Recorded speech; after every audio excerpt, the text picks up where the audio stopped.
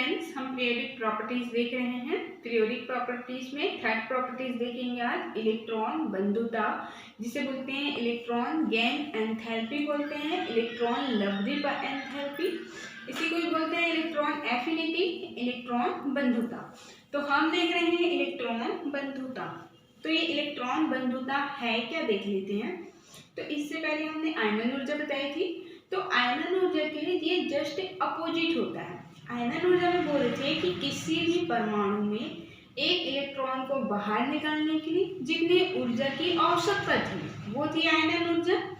अब इसमें इलेक्ट्रॉन बंधुता में बोल रहे हैं कि किसी भी परमाणु में जब वो एक इलेक्ट्रॉन को ग्रहण करता है तो कुछ ऊर्जा जो है वो उत्सर्जित होती है। यही उत्सर्जित ऊर्जा को इलेक्ट्रॉन बंधुता कहते हैं।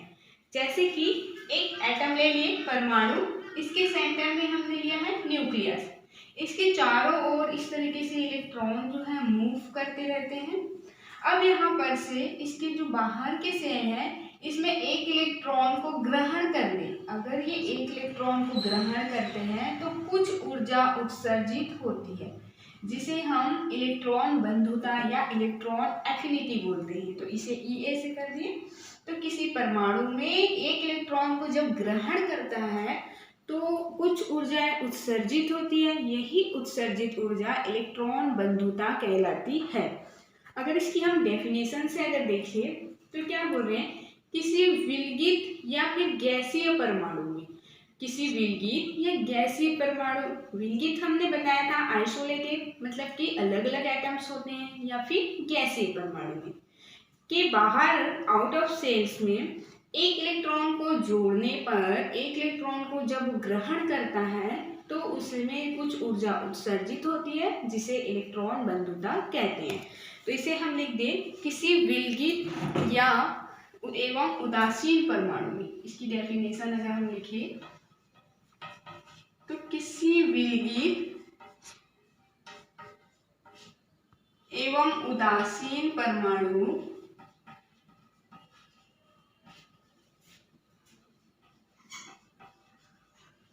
उदासीन परमाणु बोल रहे हैं। परमाणु क्या होता है, वो तो उदासीन ही होता है। तो किसी विलगित या फिर उदासीन परमाणु को ऋण आयन बनाने पर या फिर ऋण आयन में बदलने पर, इसको लिख दें, परमाणु को ऋण आयन में बदलने पर उत्सर्जित ऊर्जा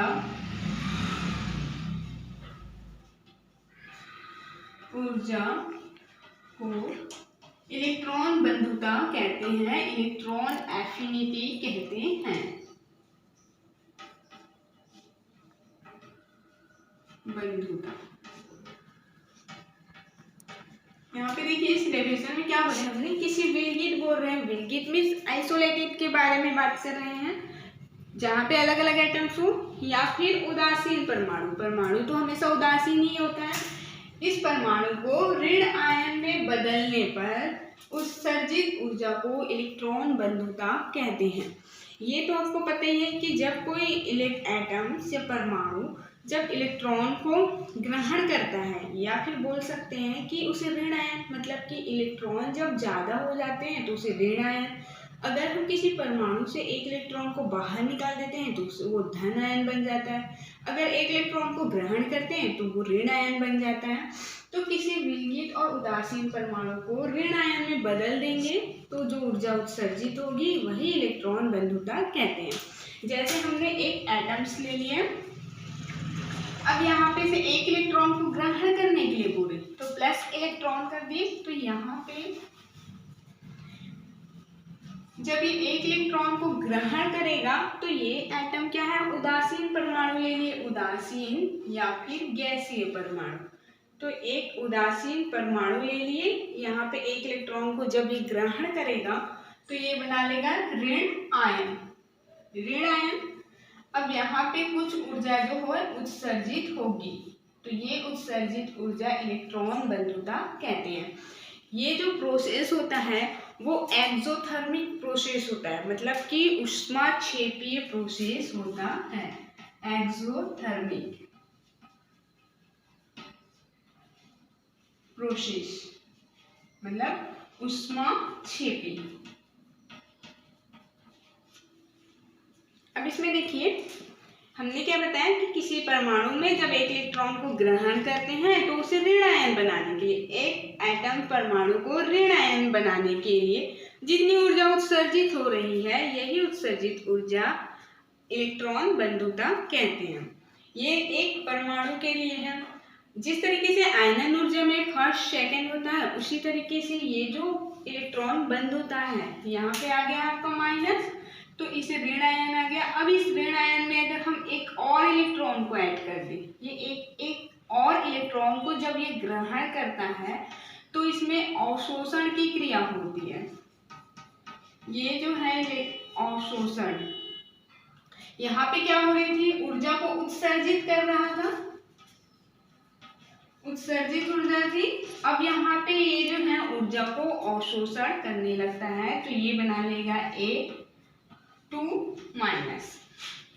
अब यहाँ पे देखिए पहले वाले में क्या हुआ, जब हम किसी परमाणु को एक इलेक्ट्रॉन देते हैं, जब कोई परमाणु एक इलेक्ट्रॉन ग्रहण करता है तो ऊर्जा उत्सर्जित होती है। तो सेकंड में क्या हो रहा है कि ये तो परमाणु ऋण आयन बन गया, अब इस ऋण आयन में एक और ऋण आयन ऐड कर दिए, तो माइनस आयन क्या करेंगे, एक दूसरे को रिपल करेंगे, तो एक दूसरे को प्रतिसरण के विरुद्ध कार्य करेंगे, जिसमें ऊर्जा उत्सर्जित ना होकर के अवशोषण होती है। ये क्लियर हो गया। फर्स्ट में हमने बताया कि किसी एटम से एक इलेक्ट्रॉन को ग्रहण करते हैं तो ऊर्जा उत्सर्जित होती है, लेकिन इस ऋण आयन में एक और ऋण आयन ऐड कर दिए, तो इसमें क्या होगा, दोनों ऋण आयन एक दूसरे को प्रतिकर्षण के विरुद्ध कार्य कर रहे हैं, जिससे ऊर्जा जो है वो अवशोषित होती है। तो इसे हम कह रहे हैं इलेक्ट्रॉन बंधुता। अब इसमें देखेंगे हम, इसके फैक्टर देखेंगे इलेक्ट्रॉन बंधुता के। अगर अपन factor influencing the magnitude of electron affinity बोल रहे हैं, मतलब कि इलेक्ट्रॉन बंधुता के जो परिणाम हैं उसको क्या क्या प्रभावित करते हैं, प्रभावित करने वाले कारक। फर्स्ट पॉइंट देखें हम, सिंपल सी डेफिनेशन है इसमें, एक इलेक्ट्रॉन को ग्रहण कर रहा है कोई परमाणु तो ऊर्जा जो है उत्सर्जित होती है, इसे ही हम इलेक्ट्रॉन बंधुता कहते हैं। अब हम देखेंगे इस इलेक्ट्रॉन बंधुता को प्रभावित करने वाले कारक। इलेक्ट्रॉन एफिनिटी को प्रभावित करने वाले कारक देख रहे हैं हम, तो यहाँ पे लिख देते हैं इलेक्ट्रॉन बंधुता को प्रभावित करने वाले कारक।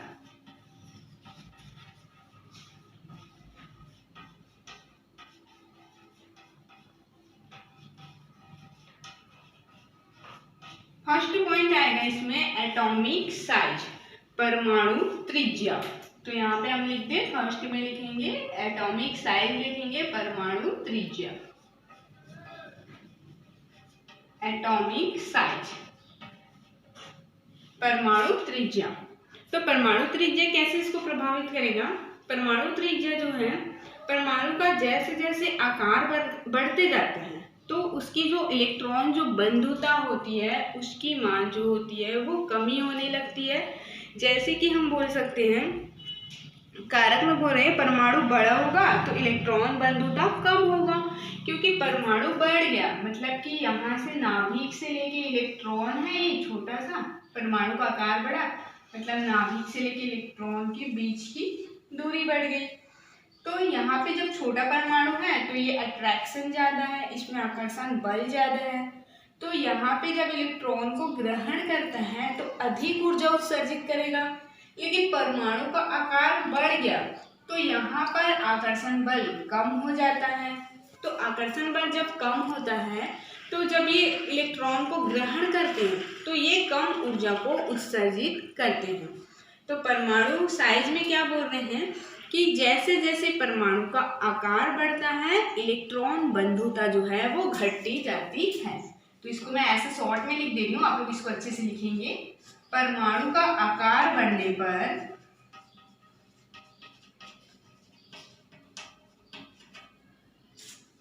इलेक्ट्रॉन बंधुता जो है वो घटती है। इलेक्ट्रॉन बंधुता घटती है।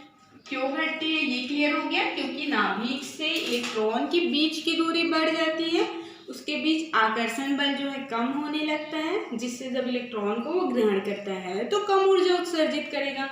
तो जैसे जैसे परमाणु का आकार बढ़ता है तो इलेक्ट्रॉन बंधुता घटती है। सेकंड पॉइंट देखेंगे इसमें, तो नाभिकीय आवेश देखेंगे, न्यूक्लियर चार्ज। सेकंड पॉइंट है इसमें न्यूक्लियर चार्ज, नाभिकीय आवेश बोल रहे हैं। तो नाभिकीय आवेश में क्या बोल रहे हैं, आवेश बढ़ने पर इलेक्ट्रॉन बंधुता के मान में वृद्धि होती है। यहाँ पे लिख दे, नाभिकीय आवेश बढ़ने पर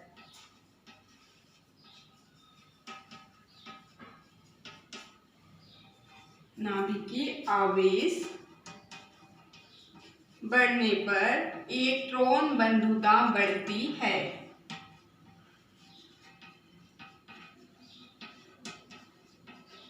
अब देखिए कैसे बढ़ेगा, नाभिकीय आवेश मतलब नाभिक पे जितना ज्यादा चार्ज होता है, जितना अचार्ज होता है, जितना नाभिक पे प्रोटॉन होता है मीन्स, तो चार्ज बोल रहे हैं मतलब प्लस चार्ज की बात कर रहे हैं, तो जितना प्रोटॉन होता है उतने ही तो इलेक्ट्रॉन होता है। तो जब नाभिकीय आवेश बढ़ जाता है, नाभिक पर चार्ज जब बढ़ जाता है तो वो इलेक्ट्रॉन को अधिक आकर्षित करते हैं।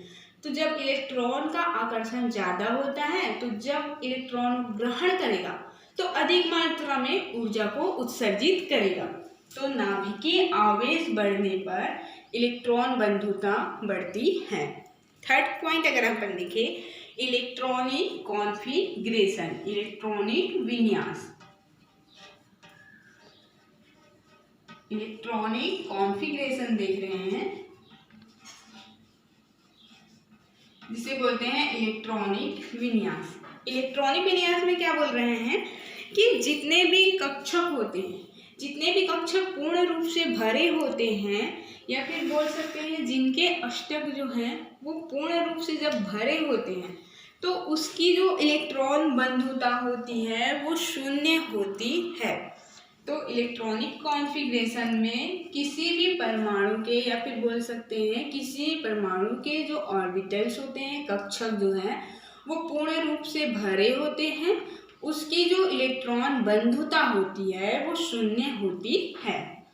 शून्य क्यों होती है भाई, क्योंकि इलेक्ट्रॉनिक पूर्ण रूप से भरे हैं, मतलब कि जब ये पूर्ण रूप से भरे हुए हैं, जैसे कि बेरिलियम का ले लीजिए, तो क्या है ये 1s2 2s2, तो इनके जो ऑर्बिटल्स हैं ये जब पूर्ण रूप से भरे हैं तो यहाँ पर एक और इलेक्ट्रॉन को तो ये ग्रहण कर ही नहीं सकते इस ऑर्बिटल्स में, तो इसको इलेक्ट्रॉन को ग्रहण करने के लिए p ऑर्बिटल चाहिए। तो जब ये इलेक्ट्रॉन को ग्रहण ही नहीं कर रहे हैं, मतलब कि ये ऊर्जा को उत्सर्जित ही नहीं कर रहे हैं, तो इसीलिए जब ऑर्बिटल्स पूर्ण रूप से भरे होते हैं तो इनकी जो इलेक्ट्रॉन बंधुता जो होती है वो शून्य होती है। ये इसके प्रभावित करने वाले कारक 2-3 ही दे दीजिएगा। इसके बाद हम देखेंगे इसकी पीरियोडिसिटी, देखेंगे electron affinity of periodicity, electron बंधुता की आवर्तीता देखेंगे।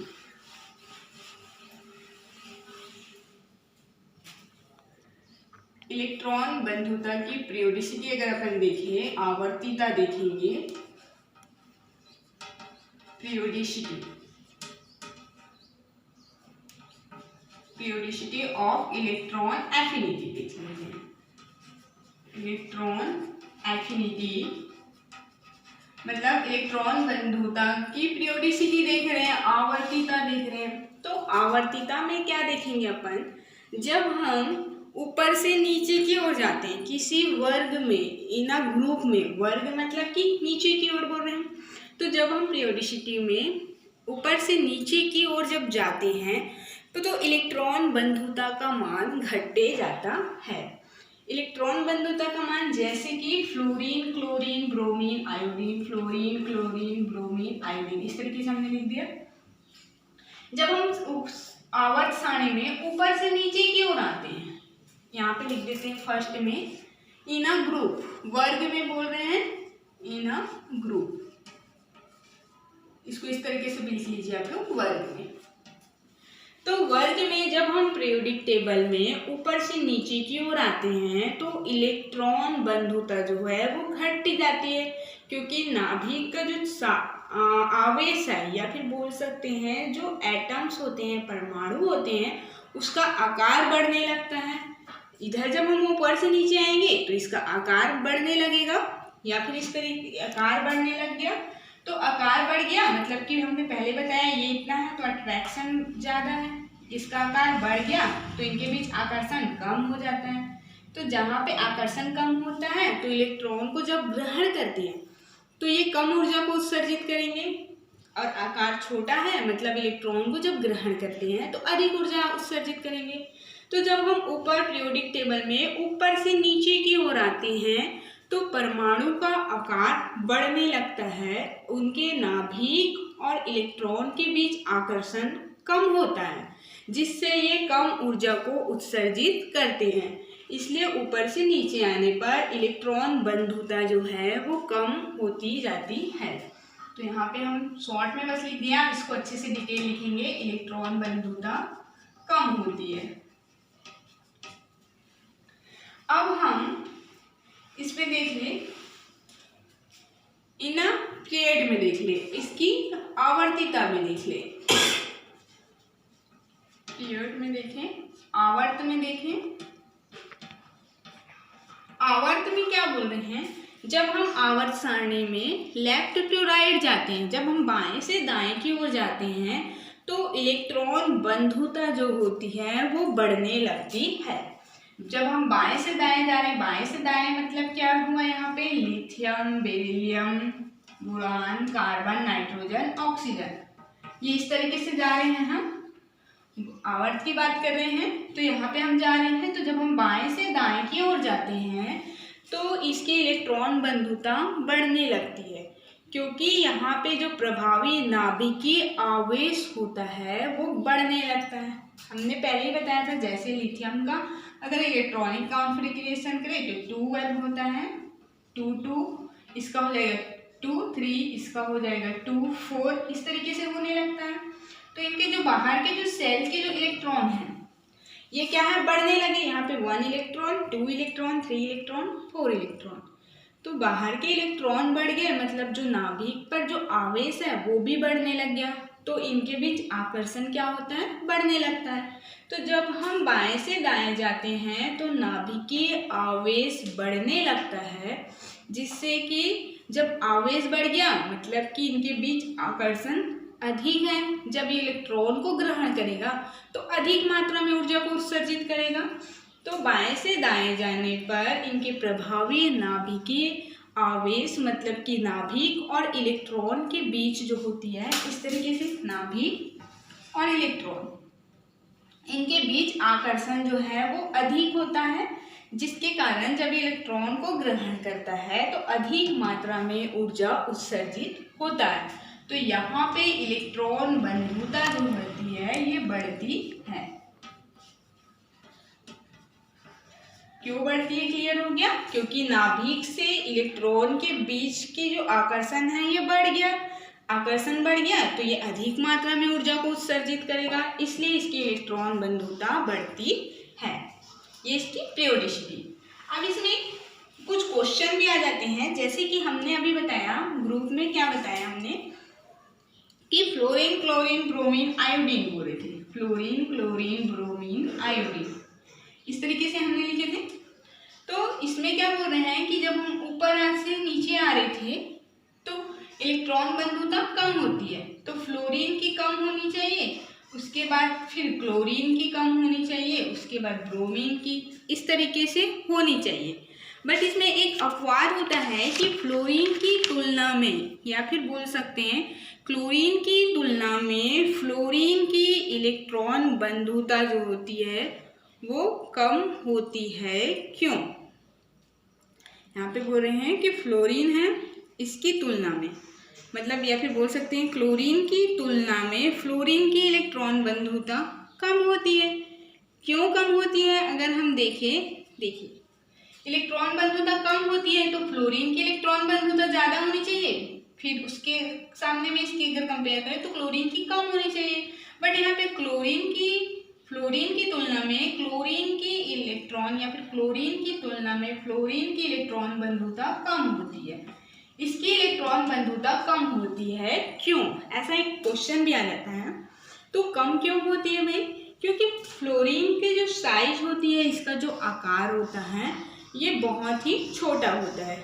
इसलिए जब वो इलेक्ट्रॉन को ग्रहण करता है तो इसमें जब इलेक्ट्रॉन को ग्रहण करता है तो उत्सर्जित ऊर्जा जो होती है वो कम होती है। मतलब कि इसमें उत्सर्जित जो ऊर्जा बोल रहे हैं, या फिर इसको इस तरीके से अपन बोल सकते हैं, आकार छोटा है तो उसके जो संयोजी कोष में जो अष्टक है या फिर बोल सकते हैं ऊर्जा दान करने की जो क्षमता होती है, फ्लोरीन का आकार बहुत छोटा होता है। जब ये इलेक्ट्रॉन को ग्रहण करता है तो ऊर्जा को उत्सर्जित करने की प्रवृत्ति उसमें कम होती है, इसलिए इसकी इलेक्ट्रॉन बंधुता कम होती है। पूरी पीरियोडिसिटी में सबसे अधिक इलेक्ट्रॉन बंधुता जो है वो क्लोरीन की होती है। इसी से रिलेटेड इसमें एक और क्वेश्चन आ जाता है कि अक्रिय गैसों की इलेक्ट्रॉन बंधुता शून्य होती है क्यों? यहाँ पे देखिए, अक्रिय गैस की जो इलेक्ट्रॉन बंधुता होती है शून्य होती है क्यों? इससे क्वेश्चन आ जाते हैं। तो क्यों शून्य होती है? क्योंकि हमने प्रभावित करने वाले कारक में पहले बताया था कि जिनका अष्टक पूर्ण होता है, पूर्ण रूप से भरे होते हैं, तो उनकी जो है इलेक्ट्रॉन बंधुता शून्य होती है। क्योंकि अब ये क्या कर रहे हैं, जैसे कि हमने अक्रिय गैस बोले, जैसे कि हमने ले लिया हीलियम ले लिया या फिर ले लिए नियॉन ले लिए। हीलियम तो हो जाएगा 1s2 इसके पूर्ण है, या फिर नियॉन ले लिए तो हो जाएगा 1s2 2s2 2p6। तो इनके जो ऑर्बिटल्स है, देखिए p ऑर्बिटल में कितने इलेक्ट्रॉन होते हैं? 6 इलेक्ट्रॉन होते हैं। तो नियॉन के पास तो 6 इलेक्ट्रॉन है ही, तो अभी ये ना तो इलेक्ट्रॉन को ग्रहण ही नहीं कर पाएगा, और जब इलेक्ट्रॉन को ग्रहण ही नहीं किया तो ऊर्जा तो उत्सर्जित होगी नहीं। अब ऊर्जा उत्सर्जित नहीं हो रही है, मतलब कि इलेक्ट्रॉन बंधुता क्या होगी? यहाँ पे शून्य हो जाएगी। तो अक्रिय गैसों की इलेक्ट्रॉन बंधुता शून्य होती है क्योंकि जो इनके अष्टक होते हैं ये पूर्ण रूप से भरे होते हैं। ये तो था, इससे अलग से क्वेश्चन आता है, इसलिए हमने बता दिया अक्रिय गैसों की इलेक्ट्रॉन बंधुता शून्य है क्योंकि इनके अष्टक जो हैं वो पूर्ण रूप से भरे होते हैं। यहाँ तक क्या आप लोग को क्लियर हो गई? अब हम नेक्स्ट में देखेंगे इलेक्ट्रोनेगेटिविटी देखेंगे।